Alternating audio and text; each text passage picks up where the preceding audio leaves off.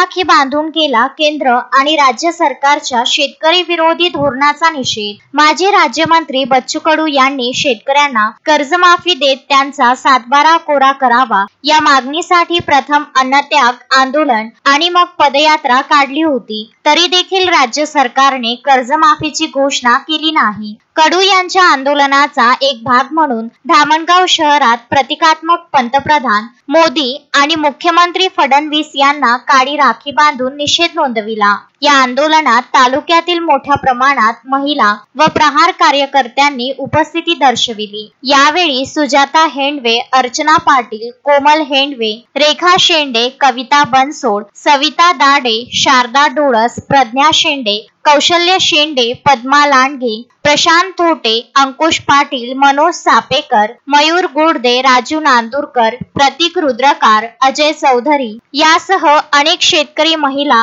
व कार्यकर्ते कार्यक्रमाला उपस्थित होते।